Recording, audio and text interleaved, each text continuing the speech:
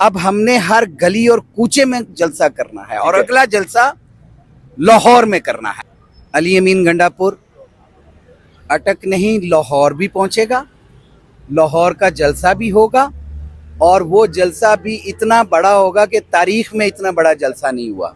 और ये जलसा 22 तारीख को इंशाअल्लाह अज़ीज़ मीनारे पाकिस्तान में होगा। पहले तो हमने कहा था कि ठीक है, अगर आपने जगह बदलनी है तो बदल दें, लेकिन अब हमारा यही कहना है कि ये जलसा मीनारे पाकिस्तान में होगा और पूरी कौम उमड़ के आएगी।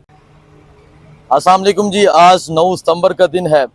इमरान खान को बताया गया है कल जिस तरह कौम निकली, कल जिस तरह जलसे में पहुंचे। इश्तियाक खान साहब मेरे साथ मौजूद है। इमरान खान से अभी अडियाला जेल में मुलाकात करके आ रहे हैं। इमरान खान का चेहरा कैसा था जब बताया गया, कितनी खुशी थी, और आज इमरान खान ने क्या कहा, कौम के नाम क्या पैगाम दिया, जलसे के हवाले से क्या बात हुई। जी अस्सलाम वालेकुम। बिस्मिल्लाहिर्रहमानिर्रहीम, वालेकुम अस्सलाम। पहले तो मैं आपका शुक्रिया अदा करता हूँ कि जो आप इतनी मोहब्बत के साथ खान की बात को सुनना चाहते हैं, और इस कौम को मुबारकबाद पेश करता हूँ जो खान के लिए कल जलसागाह एट देयर ओन पहुँचे। 2 दिनों से वो लोग सफ़र में थे, रास्ते बंद थे। खान साहब को जब ये बताया गया कि रास्ते बंद थे और इसके बावजूद लाखों की तादाद में लोग मौजूद थे, तो खान ने कहा कि इस कौम को शऊर आ गया है, इस मुल्क की तकदीर बदलने को है। खान ने कहा कि मेरा मुल्क अब तरक्की की राह पे निकलेगा क्योंकि इसकी कौम जाग चुकी है। फिर उन्होंने हुजूर अकरम सल्लल्लाहु अलैहि वसल्लम के उस दौर की मिसाल दी और कहा कि उसवाए हसना के बारे में जिस तरह से कहा गया ना कि सरकार दो आलम सल्लल्लाहु अलैहि वसल्लम की बात को क्यों मन्नो अन मानना है, कि एक तरफ रोमन एम्पायर थी, एक तरफ पर्शियन एम्पायर थी और दरमियान में हिजाज का इलाका था। ये अल्फाज हैं खान साहब के। और उस हिजाज में वो लोग रहते हैं जिनको बद्दू कहा जाता था, जिनकी तरफ इन दोनों स्टेट्स का कोई तवज्जो नहीं थी। तो उन्होंने जब उसको एक कौम बनाया, जब एक पैगाम दिया, तो वो पैगाम जब कौम में सरायत कर गया तो फिर किसी को बुलाने की ज़रूरत महसूस नहीं होती थी। फिर सारे असहाबे सुफ़ा में आके बैठते थे और बात सुनते थे और उस पर अमल करते थे। मेरी कौम का आज निकलना ऐसा ही है, जिस तरह से लोग इस बात को समझ चुके हैं, उस सुन्नत पे अमल करते हुए कि हमारा हक क्या है, हक के लिए हमने कैसे खड़ा होना है, इस कौम की तकदीर को बदलने के लिए क्या कुर्बानी देनी है।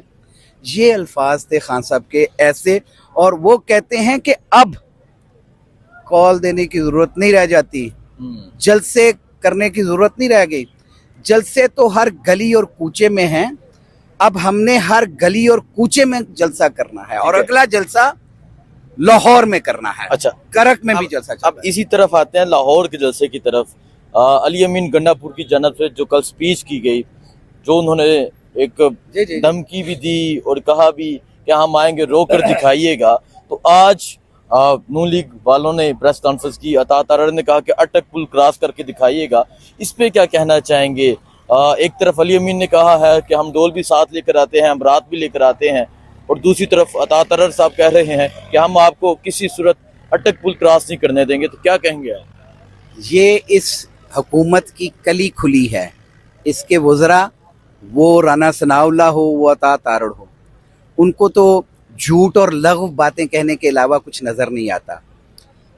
अली अमीन गंडापुर अटक नहीं, लाहौर भी पहुंचेगा, लाहौर का जलसा भी होगा और वो जलसा भी इतना बड़ा होगा कि तारीख में इतना बड़ा जलसा नहीं हुआ। और ये कहना कि अली अमीन गंडापुर ने कोई धमकी दी है, अली अमीन गंडापुर ने इनको पैगाम दिया है कि आप अपने गैर आईनी रस्तों से बाज आ जाओ। आईनी हक है हर शख्स का जलसा करना, फ्रीडम। वो कह रहे हैं कि हमें इंतजार रहेगा आपके आने का। तो हम आए लो, हमने कब कहा है कि हम नहीं आ रहे? और ये जलसा 22 तारीख को इंशाअल्लाह उल अजीज मीनारे पाकिस्तान में होगा। और ये जलसा 22 तारीख को इंशाअल्लाह उल अजीज मीनारे पाकिस्तान में होगा। पहले तो हमने कहा था कि ठीक है, अगर आपने जगह बदलनी है तो बदल दें, लेकिन अब हमारा यही कहना है कि ये जलसा मीनारे पाकिस्तान में होगा और पूरी कौम उमड़ के आएगी। सिर्फ अली अमीन गंडापुर नहीं आएगा, जैसे पंजाब ने कल सारा जलसागाह भर दिया और केपी के आने से पहले 80% जलसा खत्म था। 80% तो जलसा 20% रह गया जब हम अली अमीन गंडापुर साहब तशरीफ लाए थे। यानी ये इनका कहना कि ये सारा पंजाब जब रहीम यार खां से निकला तो उसने सादकाबाद क्रॉस किया, सादकाबाद से होते हुए बहावलपुर भी आए, बहावलपुर से मुल्तान भी आए, लाहौर से होते हुए वो यहाँ पहुंचे हैं। अगर आप उनको नहीं रोक सके तो कैसे अली अमीन गंडापुर 22 का जलसा होगा इंशाअल्लाह उल अजीज।